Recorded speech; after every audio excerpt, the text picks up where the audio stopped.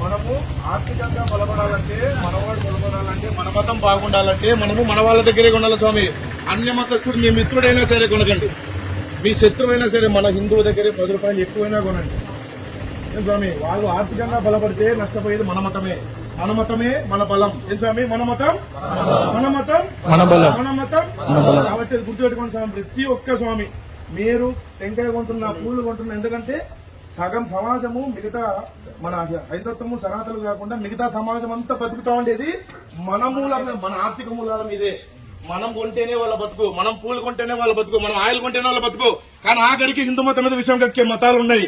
కాబట్టి గుర్తుపెట్టుకోండి స్వామి, ప్రతి ఒక్కరు మతం అనేది గుర్తుపెట్టుకోండి స్వామి. కులంతో పని లేదు ఇక్కడ.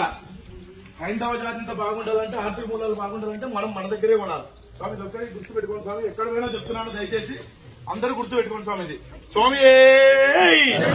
వెరీ గుడ్, సూపర్ పంతుగాలు చాలా చక్కగా మాట్లాడుతున్నారు. మా మతం వాళ్ళే పూలు కొనాలా, మా మతం వాళ్ళ దగ్గరే టెంకాయలు కొనాలా, మా మతం వాళ్ళ దగ్గరే ఊదిబత్తులు కొనాలా, మా మతం వాళ్ళ దగ్గరే కొనుగోలు చేయాలని మాట్లాడుతున్నారు.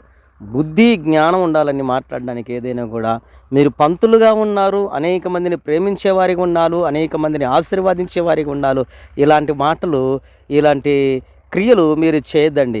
మీరు చేసే క్రియల వల్ల, మీరు మాట్లాడే మాటల వల్ల హిందూ సమాజానికి పెద్ద దెబ్బతీస్తుంది. ఎందుకంటున్నానంటే గనక చాలామంది గల్ఫ్ దేశాలకు వెళుతున్నారు, గల్ఫ్ దేశాలకు వెళుతున్నారు కాబట్టి ఆ గల్ఫ్ దేశంలో ఉండే ముస్లింలందరూ మా యొక్క ముస్లింలు మాత్రమే మేము తీసుకుంటున్నాం అంటే ఏం చేస్తారు మీరు? ముస్లింలు మాత్రమే గల్ఫ్ దేశానికి వెళ్తారు, మిగిలిన హిందువులు గల్ఫ్ దేశానికి తీసుకుంటారా? తీసుకోరు. ఏమి హిందువులు వెళ్ళారు, క్రైస్తవులు వెళ్ళారు, ముస్లింలు వెళ్ళారు, అందరూ వెళుతున్నారు. అక్కడ గల్ఫ్ దేశంలో ఉన్న ముస్లింలు మా యొక్క ముస్లింలకు మాత్రమే పనిస్తాం, మా ముస్లిం దగ్గరే మేము వ్యాపారం చేస్తాం, మా ముస్లిం దగ్గరే మేము కొనుగోలు చేస్తాం, మా ముస్లింలకే మాత్రం మేము పనిస్తామని చెప్తే మీరు ఒప్పుకుంటారా? ఒప్పుకోలేరు. ఎందుకంటే కనుక అక్కడ అందరినీ ప్రేమిస్తారు కనుక అందరికీ పనిస్తారు. అదే రకంగా అమెరికాకు చాలామంది వెళుతున్నారు, చదువుకోవడానికి వెళ్తున్నారు, ఏమి ఉద్యోగం చేసుకోవడానికి వెళ్తున్నాడు, అక్కడ ఉండడానికి వెళ్తున్నారు, అక్కడ సిటిజన్షిప్ తీసుకుని అక్కడే స్థిర నివాసం చేస్తున్నారు. ఈ అమెరికా వాళ్ళు మాత్రం అందరూ కలుసుకొని మా యొక్క క్రైస్తవులు మాత్రం మేము తీసుకుంటున్నామని ఒక దాఖలాలు చేసి ఏం చేస్తాం మరి? మిగిలిన హిందువులంతా అమెరికా వెళ్ళగలరా? మిగిలిన హిందువులు అమెరికా వెళ్ళి చదవగలరా? మిగిలిన హిందువులు అమెరికాలో వెళ్ళి ఉద్యోగం చేయగలరా? మీరు చేస్తున్నది క్రియ చాలా తప్పు, మీరు మాట్లాడుతున్న మాట చాలా తప్పు.